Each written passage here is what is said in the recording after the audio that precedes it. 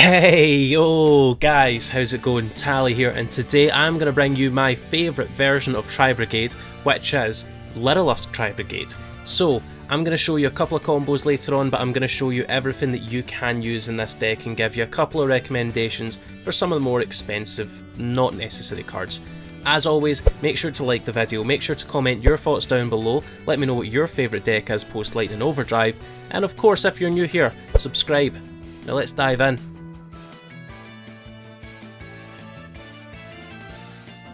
Okie dokie, first things first, before I do anything I want to give a huge shout out to my friend Cyframe who did hook me up with this for an absolute steal. I want you to go to his channel, even though he's taking a bit of a break, and show him as much love as you can.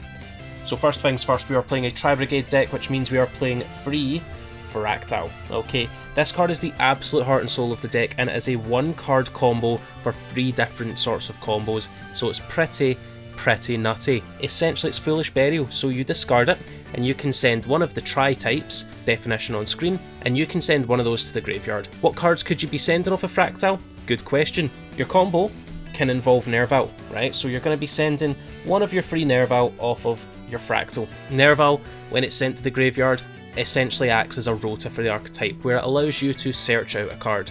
Okay, what cards are you searching? Another good question. You could search out one of your 2-of kits.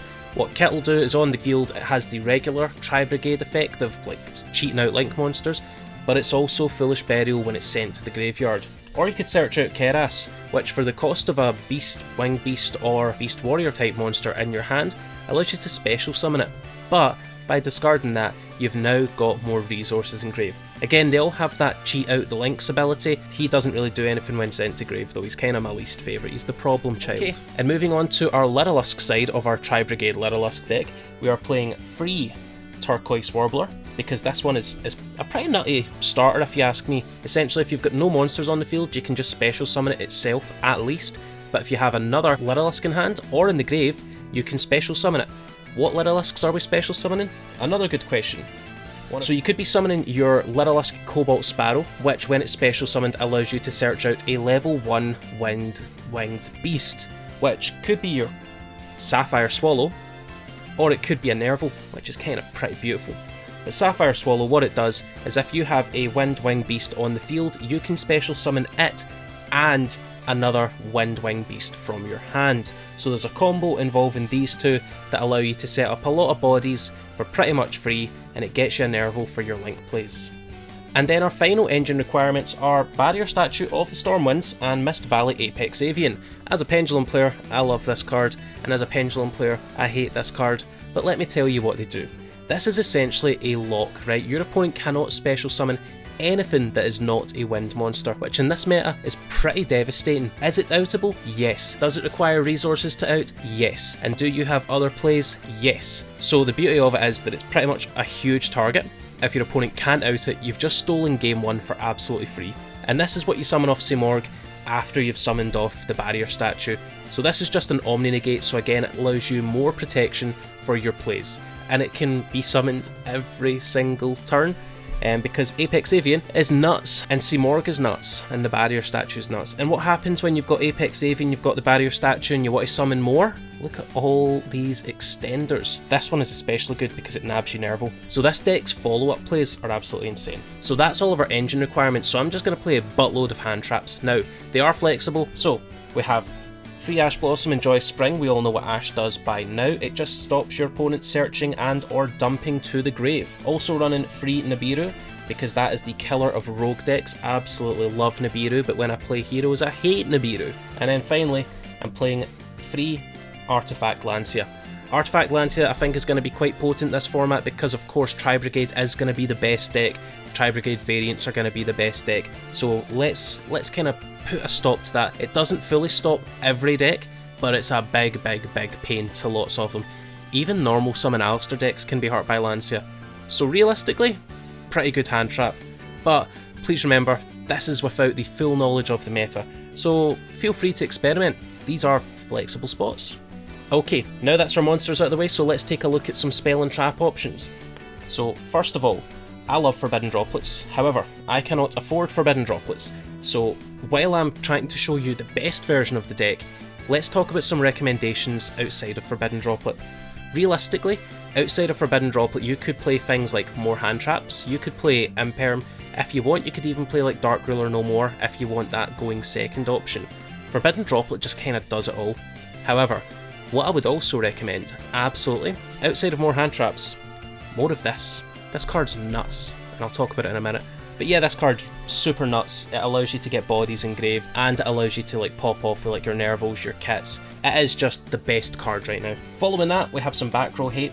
I hate back row, so I like to play free Cosmic Cyclone in just about any deck that will take it. This can stop things like the Schism, this can really put a bit of pressure on your opponent if you know how to read, so I wouldn't ever give up Cosmic Cyclone, it's just such a utility. We have free Fire Formation Tenki.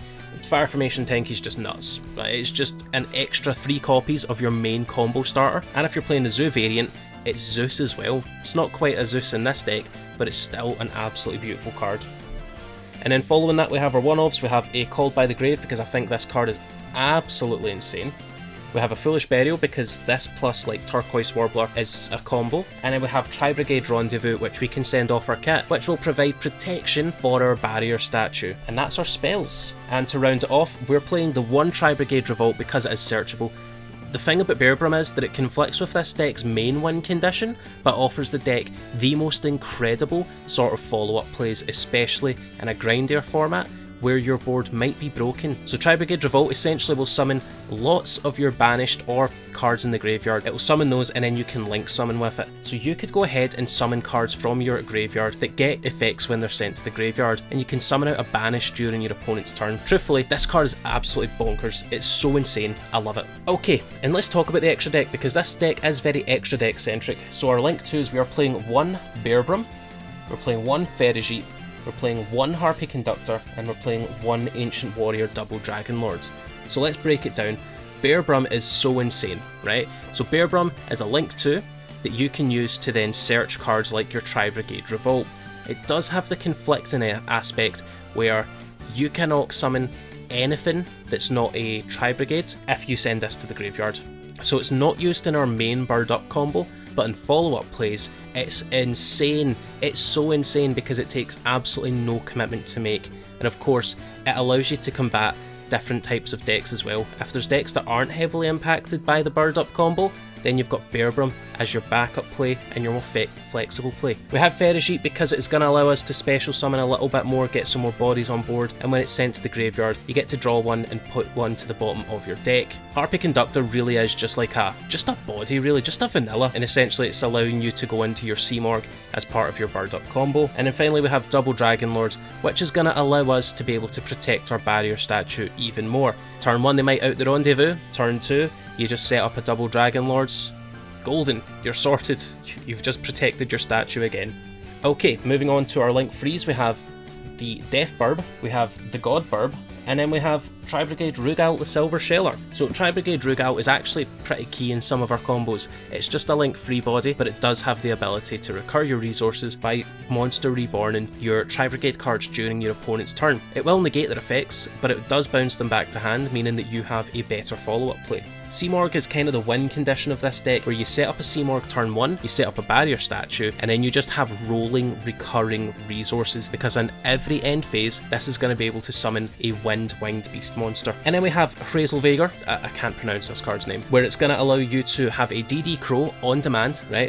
It's DD Crow, and it gets a beefy boy if your opponent has no monsters in their graveyard. Combine that with the DD Crow effect, and you do actually have quite a potent ability to OTK your opponent. And for our link 4s, we have one Shurake, we have one Access Code Talker, and we have one Appaloosa. So realistically for the Shurake, this card is absolutely nuts. Alright, if you have 2 Shurake and you don't have Access Code Talker, I would play another Shurake over the Access Code Talker. Shurake is nuts because it is a non-targeting banish every time it's special summoned. So you can link summon it, and then you can Tri-Brigade Revolt whenever it's in the graveyard and special summon it to get a banish. And it floats when it's sent to the graveyard, so if it's sent to the graveyard, you get another play starter, and if you revolt it back and then you link summon with it, you get a banish and you get a float.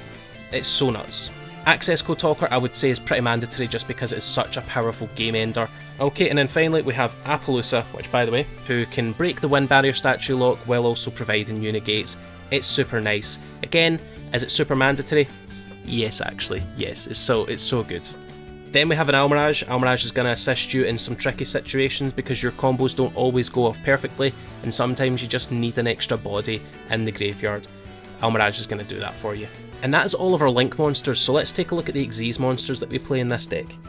We play 1 Recital Starling, we play 1 Assembled Nightingale, 1 Downward Magician, and 1 Zeus.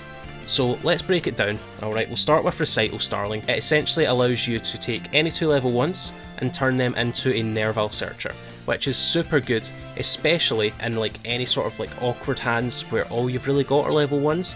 It gives you bodies in the graveyard and allows you to start popping off. Assembled Nightingale is going to allow you to attack directly up to the amount of materials that it has, and while it's not the biggest beater in the world, that ability to attack directly means that we can rank it up into Downward Magician into a 4 material Zeus. This is the best part of this deck, right, when you're going second. So when you're going second, you have any 2 level 1s turns into Zeus, and while the Zoo version of this deck does it better, having this access is still super important, it's still super useful, and it will come up in so many games.